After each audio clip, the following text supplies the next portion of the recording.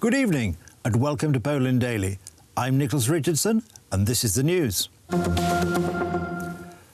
1st of November, All Saints' Day, is widely celebrated in Poland. The Catholic faithful attend Holy Mass and visit cemeteries. There they tend the graves of their loved ones, light candles and pray for their souls. Kościół pielgrzymujący, my na ziemi tutaj. We, still living on earth, are the pilgrim church, meaning we are still on our way to the end of our days. There is also the suffering church in purgatory, those who have passed away and need our prayers to go to heaven. We are the ones in the middle. We look at the saints, we live with the hope of salvation, but we also pray for the dead who may need our prayers to help them go to heaven and have them be our guides to heaven. We can do anything if we can make a person go from purgatory to heaven. What more is there to be done by such a simple act of prayer with this intention? But often, on our part, it is also an expression of love for these people. They have gone, and yet they live in us, and that is why we can express this love for them. Żyją w nas i dlatego możemy wyrazić tę miłość do nich. The octave of All Saints is a time of special prayer for souls suffering in purgatory. On All Saints and All Souls days, under the usual conditions, we can provide an indulgence for the soul of the deceased for a pious visit to the church or chapel and the recitation of certain prayers. In addition, from November 1st to November 8th, a pious visit to the cemetery is held to help the souls of the dead and to pray for them. This is a unique aid that we can offer for those who have gone to the eternal life, but who still need to be purified. The head of the Polish Episcopal Conference, Archbishop Stanisław Gadecki, offered a word of gratitude to the faithful on the occasion of All Saints' Day. During his address, the Archbishop emphasised the joyful nature of the first period of the liturgical year.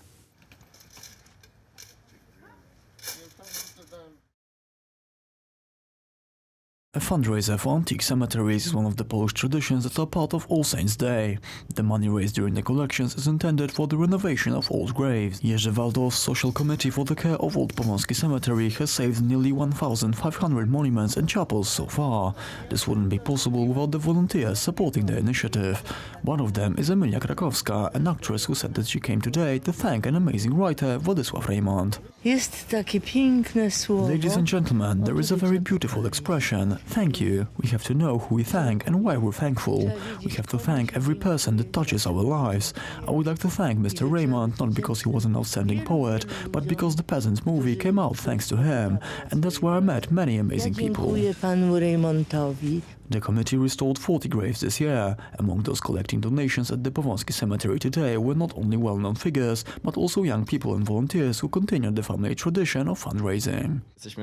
We are students of School Complex No. 3 in Tomaszów Mazowiecki who wanted to join the initiative to save the graves at the Powązki Cemetery. We're collecting money to renovate the graves at the Powązki Cemetery for the renovation of graves. Because we have to do something. First of all, our mom was helping to collect money, then we joined it. My sister joined it too. Now my wife and my daughter, so the four of us are helping now. The goal, we see the goal in front of me, renovated graves. The fundraiser at the Old Powązki Cemetery will continue on Saturday and Sunday, November 2nd and 3rd. Last year, volunteers collected over 235,000 zloty.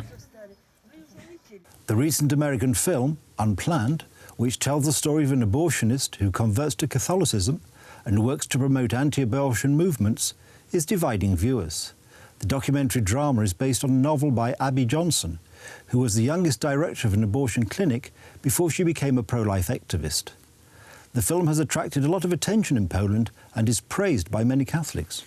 Dokumentalnie opowiedziana historia, jeden do jednego, dokładnie. The film is a documentary precisely portraying the story of Abby Johnson, who was the youngest ever director of an abortion clinic. Since she was very engaged in the Planned Parenthood project, she strongly believed that abortions helped women. She encouraged lots of them to go through with it. She graduated psychology, so she was very persuasive. The original character on which the movie is based is a converted Catholic. We have pictures from the producers about her. They began each day with a prayer, holding hands together, asking for this film to move as many people as possible. Natomiast mamy zdjęcia od producentów. The Spanish general election is heating up, with both the right-wing's People's Party and the National Conservative Vox Party having launched their election campaigns yesterday. The main political issue, discussed at both events, was the violence and separatist demands rocking the established order in Catalonia. The upcoming election is the result of the inability of the ruling Spanish Socialist Workers' Party to form a coalition government after the previous election, which took place on the 28th of April this year. To win a majority in parliament, the Socialists had hoped to reach a coalition government with a number of separatist parties, but found their demands unacceptable.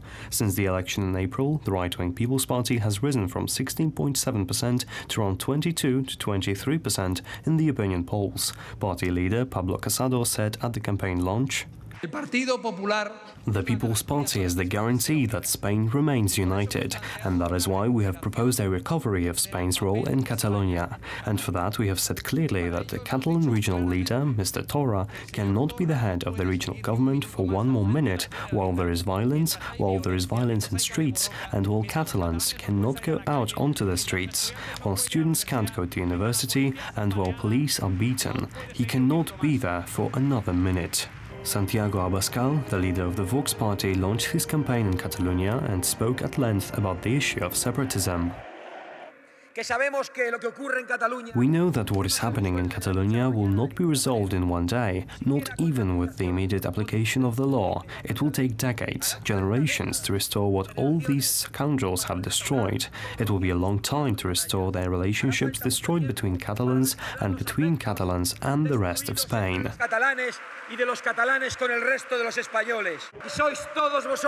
You are the ones we are not going to abandon. Millions of Spaniards in every corner of our country, people who are worried about their lives, small family issues, but before everything else, they have the main problem, and that is the unity and permanence of our country." Vox received 10.3% of the votes in April, but later fell to 7 to 8% in the opinion polls. After the recent unrest in Catalonia, Vox are now polling at 12 to 14%. The election will take place on November 10th. That's the news. Thank you for watching. Stay with us for the weather, Poland Daily Business and more programmes. But from me, it's have a good night and a better tomorrow.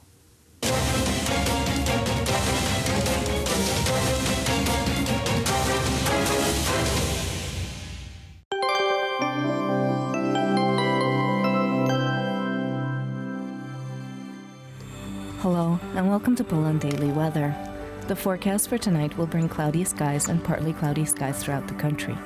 The coldest spot on the map will be Krakow at 1 degree below zero, while the warmest spot will be in the northwest, where Szczecin and Koszalin will see temperatures of 4 degrees above zero.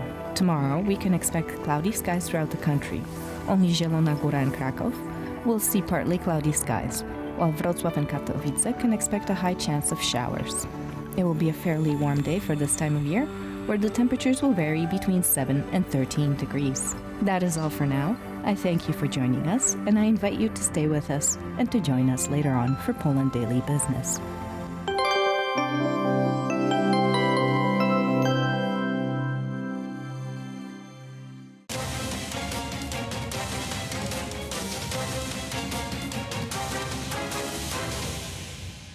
This is Poland Daily Business Edition. Our guest tonight is Piotr Palutkiewicz from the Union of Entrepreneurs and Employers. Sir, welcome to the show.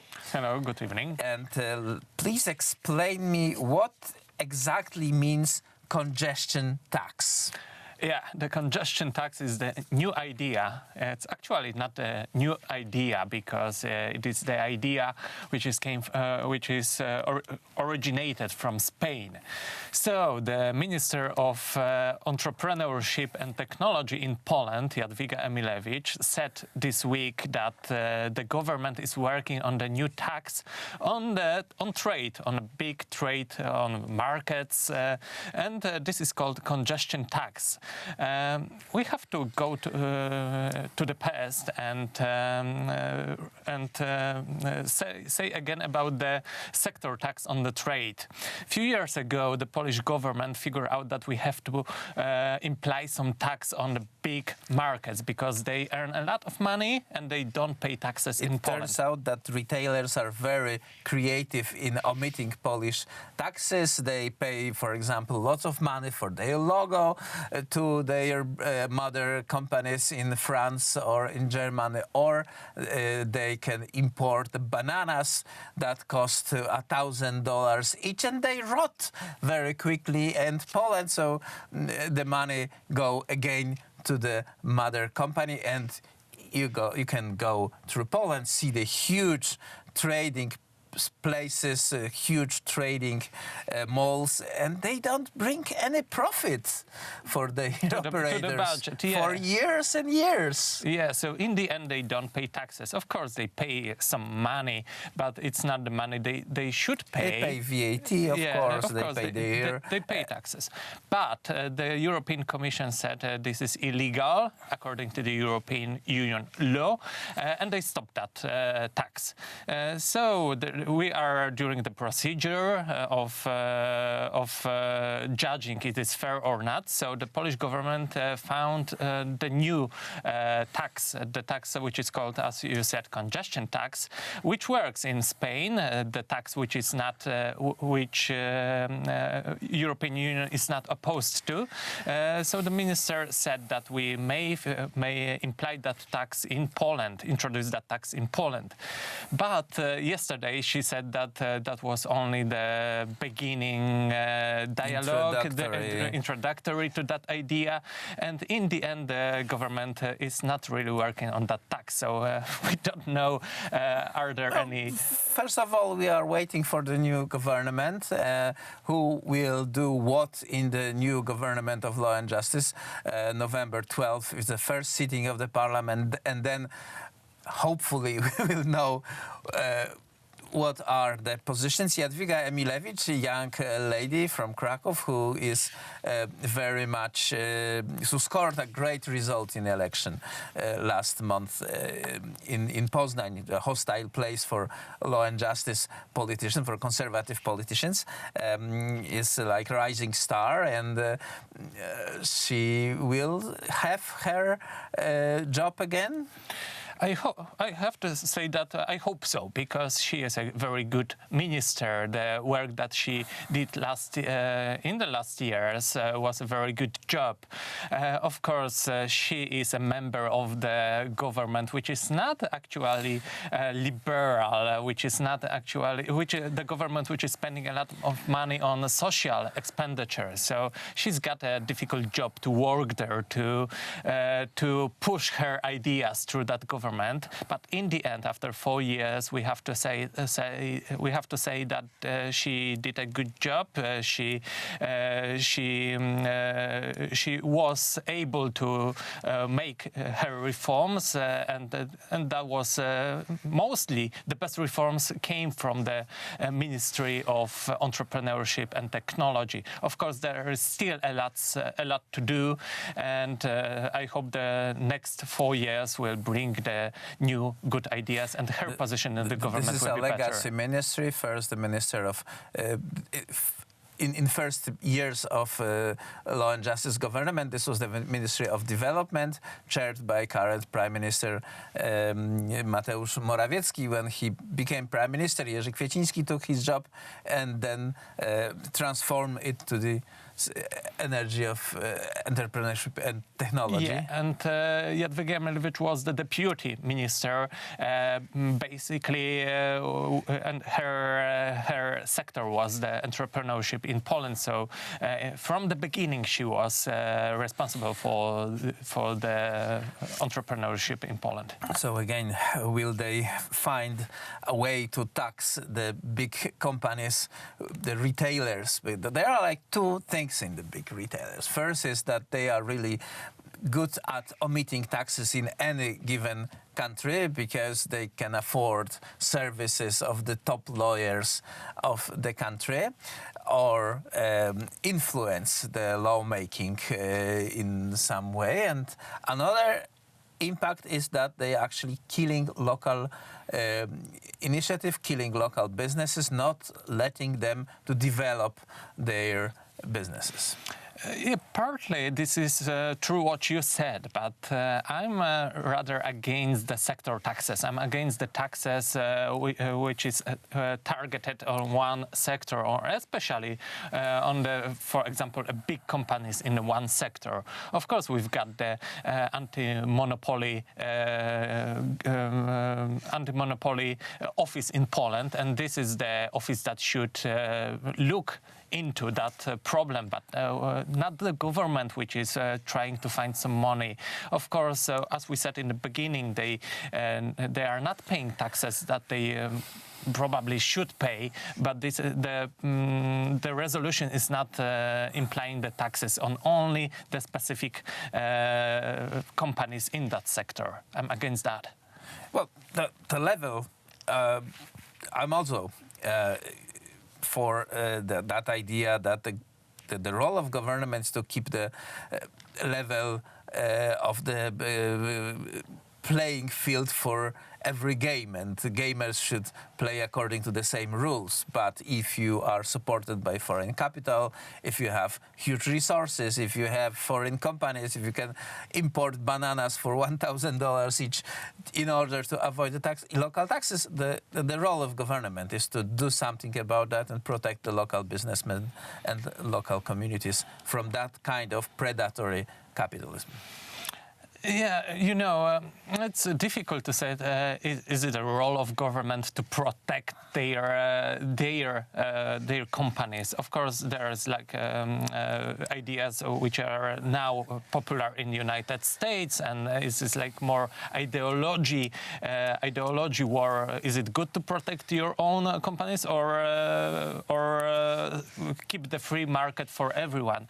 We have to remember that we are a member of European Union. And it is good or not, but we have to keep the same rules for all investors from the European Union, whether they are from Poland or whether they are from Spain, England, Germany. As long as the same applies to Polish investors in France or in Spain, but that is a different story. Times is up. Yeah. Times is up for this conversation, ladies and gentlemen. But that's kind of discussion we have all the time in Poland. Piotr Palutkiewicz, the Union of Employers and Entrepreneurs, is our guest, sir. Thank you very much. Thank you very much. And that was it for Poland Daily Business.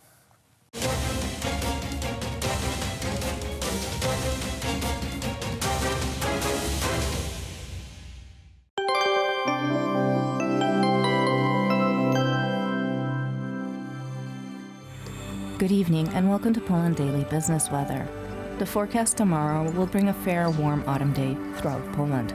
We can expect temperatures of 7 degrees in the east to 13 degrees in the west. Throughout the country, we can expect cloudy skies, while Wrocław, Katowice can expect to see rain, and Zielona Góra and Kraków will see partly cloudy skies. In Europe, we can expect some sleet in Oslo and a temperature of 3 degrees. The citizens of Stockholm, Helsinki, Prague, Zagreb, Bern, Rome, and London will see rain and temperatures varying from 6 degrees to 20 degrees. We can expect cloudy skies in Paris, Vilnius, Moscow, Minsk, and Bratislava, and temperatures of 2 to 14 degrees. The rest of the continent will see partly cloudy skies and temperatures varying from 6 to 21 degrees. That is all for now. I thank you for joining us, and I wish you all a very pleasant evening.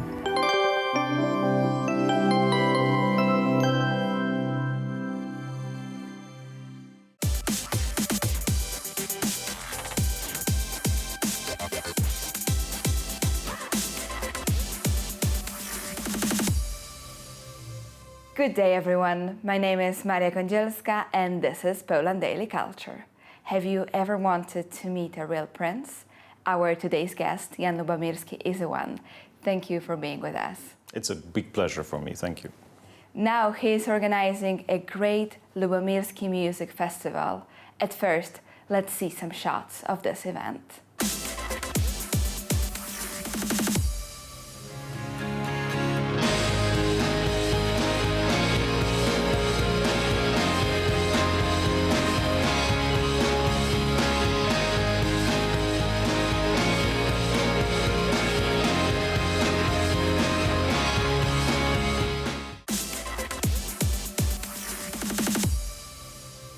as a foundation, you published a biography of Lubomirski family, which is the history of Lubomirski, which has 3 volumes.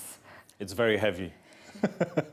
And it was a lot of work. It was a really heavy work of many, many people. I would like to thank them all now. I am the author written on it, but I must say that this was a help of at least 10 other persons who were involved, especially Magda Żarska, Marta Onicz, or many, many other people. So this is really a work of, I would say, 10 last years, but I could even say that of much more time, because we were using also some documents and some informations which were gathered by the sister of my grandfather. She was called Leonia Lubomirska. She never married, and she was incredibly I would say cultural person. She was very much into gathering all the information about the family. She was corresponding with a lot of professors and all around Poland and all around the world, because actually we were using also the archives of, for example, France. We were getting some letters of Louis XIV to Stanisław Lubomirski, where they were writing to each other, "Mon cher cousin, my dear cousin, could you do this, could you do that," and so on. So it's quite funny, because these are really originals which are still in the Ministry of Foreign Affairs in France.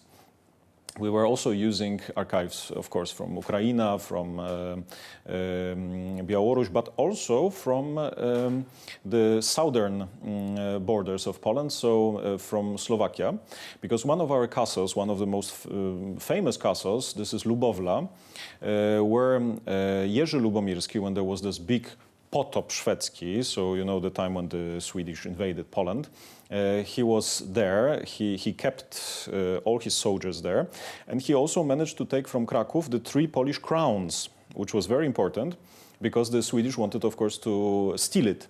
And he managed to take them and from Wawel and secure them. So when Jan Kazimierz was coming back to Poland, because he was in exile, Jerzy Lubomirski not only gave him the crowns back, but he also gave him all his army. He had around 6,000 or 7,000 of private soldiers, which were then under his command, because he was a great, one of the best actually Polish generals in the 17th century. He managed to kick out the Swedish of Poland, then the Rakoczy, and then the Russians. This was like a war which was going on for about 10 years.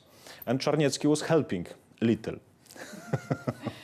And tell us, where do you start the story in the first volume? The whole story of which is starting, this is about 1,000 years ago. Our family, we can trace our family about 1,000 years ago. The first, which is on our family tree, this is EG, a very strange name, very hard to say, but this was the time when they used a lot of this name. This is EG, and he was born around 1,100, I would say. Most of my family was connected with south of Poland, Małopolska. We are really a Polish family. There are not many princely Polish families. Most of them, like Czartoryski, Sanguszko, even Radziwiłł, these are families which are either connected with Lithuania or with Rutenia, so not Russia, but this part of Białoruś or Ukraine. And our family, really, the Lubomirski, we are Polish from the south of Poland. So this is shown in the first part, which is the Middle Ages, and then finishing at Sebastian Lubomirski, who was one of the creator of the fortune of the family. He was having Wieliczka, so he was kind of an administrator of the Wieliczka salt mines, and these were our first big monies, which then were invested in the lands and the creation of the family wealth. At that time was also the castle of Wiśnicz bought by him, so about 1593. So it finishes at that time. Then you have the 17th and 18th century, and then you have starting from the 19th century until the Second World War. So it ends, the last volume ends with the Second World War. Yes, I will say why. Because my father is writing his memoir, and this will be like an addition to this what we printed now. He's actually finished with it, so probably next year we will print now his Fourth memories. volume. Yes, which will be kind of a fourth volume, like an addition to the history. Is there any particularly interesting story about one of your forefathers which you'd like to share with the audience? Maybe I have so many, Romans or Sorry, the Romans. maybe Romans or Oh, something yeah, about this a is- woman. Thank you for helping, because there are so many of the stories I could sit here with you like the whole day and tell you, bother you with it. But this is true. In the 18th century, there was kind of idea in the aristocratic families to show, to make their families older than they are, and to connect them with Rome, ancient Rome. So some of the writers who were writing about my family, they were making these indications that we are connected with one of the Roman Caesars who was called Drusus. And there is even like very interesting ceiling painting in one of the churches on Czerniaków in Warsaw, where you can see, which was founded by the family, and you can see the big emperor with our coat of arms and some other Romans around him. So this was the idea, to make it older. Of course, it's a legend of the family. But girls, yes. Oh, there were so many stories about. Very interesting. Yes, there were. For example, it's quite interesting because we are hunting in many places. We are hunting in Wiśnicz. We are hunting in, not hunting, hunting in. Hunting. I see. So there are Yes. ghosts. Yes, exactly. And these are mainly, I don't know why, women. So the women of our family like to scare people. I don't know. I don't know why. Go back. There are some in Łańcut, if you go also. There is one is a white dama, a white lady. Yes, one is a black lady. So this is happening also. Welcome, please. Did you ever meet have a any look. of them? Actually, no. I don't know why. Perhaps they are just hunting the locals. strangers, like not from the family, which is good. Thank you for that. But we have also a very interesting family story about Wilanów, for example, connected with women, because actually Wilanów, as you can see now, this is one of the most famous places in Warsaw, in Poland, I would say, run by a great director who I really like, Paweł Jaskanic. I am also on the board of Wilanów, which I'm very proud of. And Wilanów, when it was owned by the king Sobieski, this was just a villa, just the middle of it, what we can see now. And the rest, the other parts of the buildings, were built by two Elżbieta Lubomirska. One was Elżbieta Lubomirska, who married Sieniawski. This was a daughter of Stanisław Herakliusz, so he was also the owner of Łazienki, and he built the Łazienki Palace on the water. And the other Elżbieta Lubomirska, this was Elżbieta born Czartoryska, who married Stanisław Lubomirski, who was the Grand Marshal of Poland, and he was also a kind of a president of Warsaw. He, for example, implemented in Warsaw the first lights on the street. Very interesting. Everyone who is interested in the history of Lubomirski family. And Poland. And Poland, of course. And the aristocracy, go and read the whole trilogy. And thank you for watching Poland Daily Culture. Thank you very much.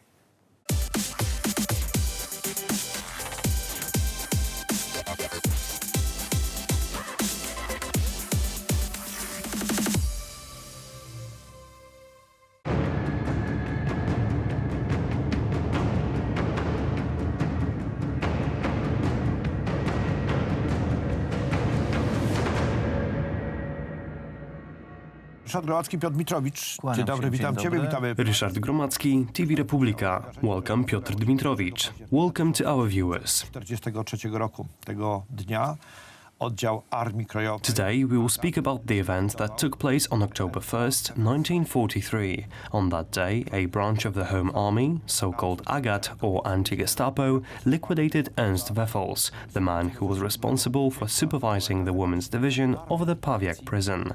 SS man, a Gestapo man infamous for his special cruelty.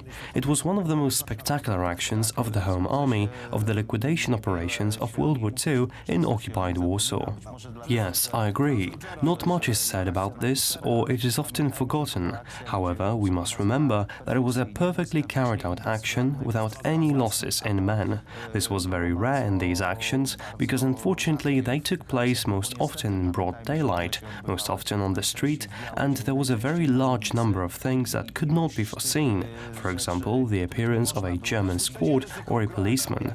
However, this action carried out by the Agat branch, Czyli anty-Gestapo. the anti-Gestapo, that's right, later renamed Pegas or Against Gestapo. It was formed to eliminate such beasts as Wefels.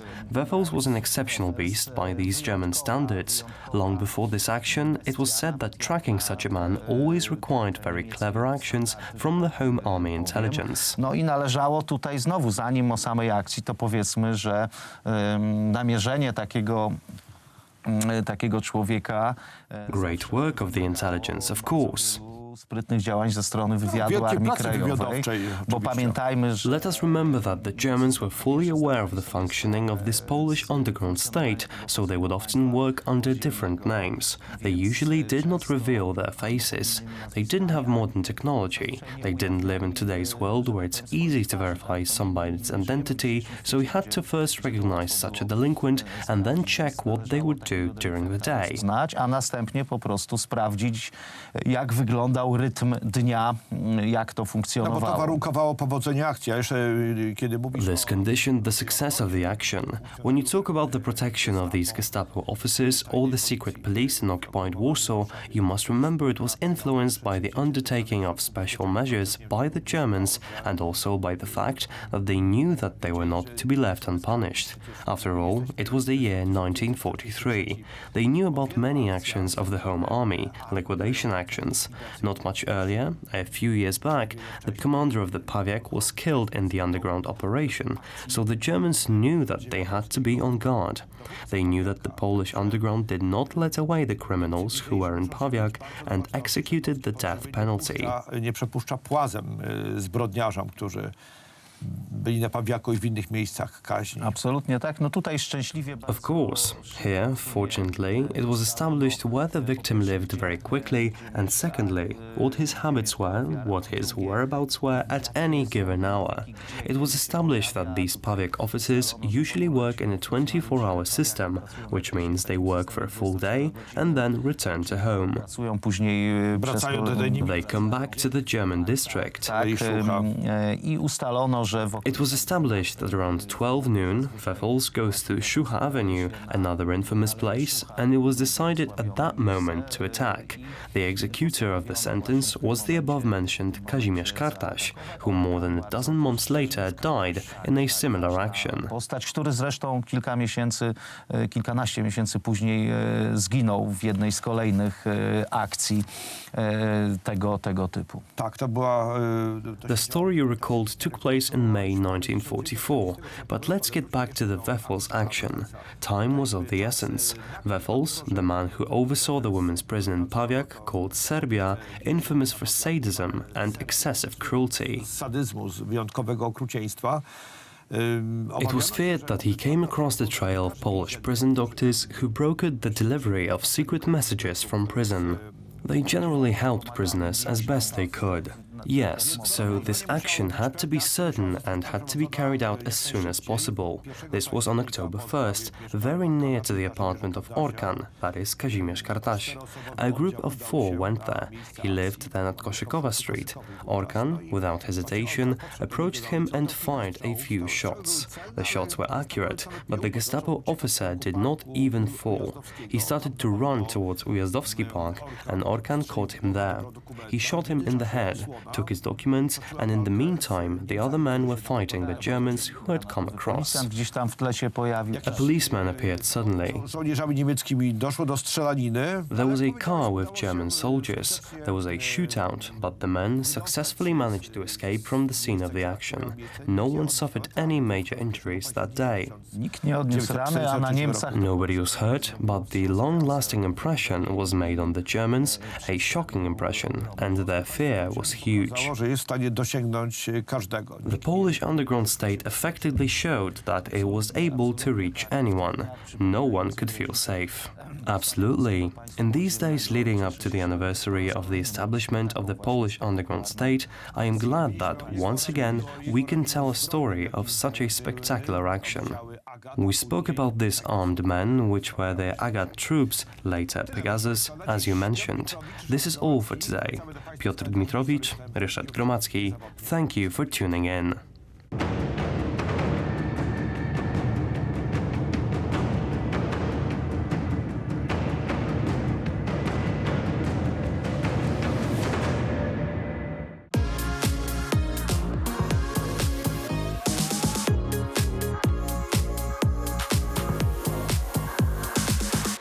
Worth adding a stop to the Perła Brewery Museum when you're in Lublin. Founded in 1844 in the abandoned ruins of a monastery, it began brewing in 1846. The original beer was a Bavarian lager style. The Beer Museum tour is a fascinating look at the way beer is made. You'll travel through the old brewery, which was still making beer into the early 2000s. Perła, or Pearl beer, is one of Lubelski's finest products, and certainly one of its most revered. Lubelski hops are famous throughout Europe, and they seem to give the beer a true taste of Lubelska province. Let the tour begin.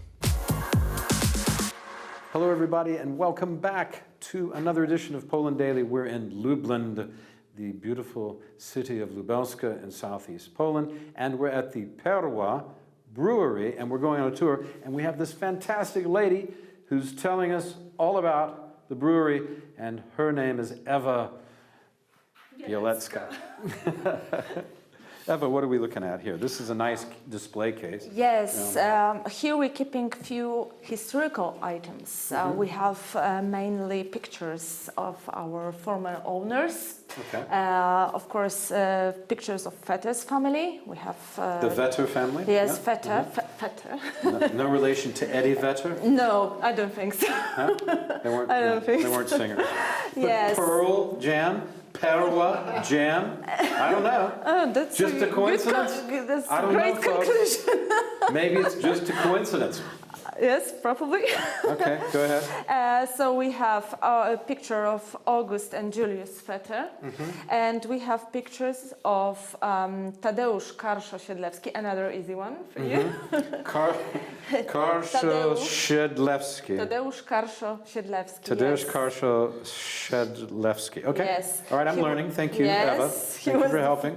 He was the owner of our brewery in 1920. Between the wars, yeah. yes. Okay. And he was a very famous industrialist of Second Polish Republic. And of course, he was a very well-educated man with a great position. In the late 1930s, he became a senator. So wow, so he was an important guy. Great, yeah, he was. And, and a lot of influence here. But he was a good man. He was an innovative man. He was a very good man. Innovative man, a leader. Yes. Okay. And we have picture of this beautiful lady. Who is this beautiful woman? Yes, that's an amazing story because her name was Olga Prorubnikow. She was from Lvov. So yes, okay. She was a dancer, prima ballerina in National Theatre in Warsaw. And they met each other with Tadeusz before, just a few years before the Second World War. Okay. And they engaged. They got engaged. They were going to get married. Yes. No, unfortunately, they didn't get married. Never, yeah. Because of the war. Yes, Tadeusz died in the first weeks of the Second World War. Oh no, that's a terrible story. She left alone. She never got married? No, she got married after the war. Okay. Yes, and she had 3 sons. She became a dance teacher, like a professor, and she found famous ballet school in Poznań as well. So she became a professor and founder of the famous ballet school in Poland. So she went on, and poor Tadeusz did not go on. Yeah. Another great Polish man, lost. Because of the war. Okay. Yes, exactly. Yeah. Unfortunately. But connected to this place. All yes, right. Of course. What else have we got? What else we got? We have very interesting labels from. Yeah, I saw those. Yes. Yeah. So most of them are from 1920s, like Okay. yes, like from before the Second World War. Mhm. And the most interesting, in my opinion, is Mhm. this two tiny labels here. You see, name of this beer was Perełka, which Mhm. in Polish means that means tiny pearl. So now we Right. have pearl, and it used to be Perełka. Okay.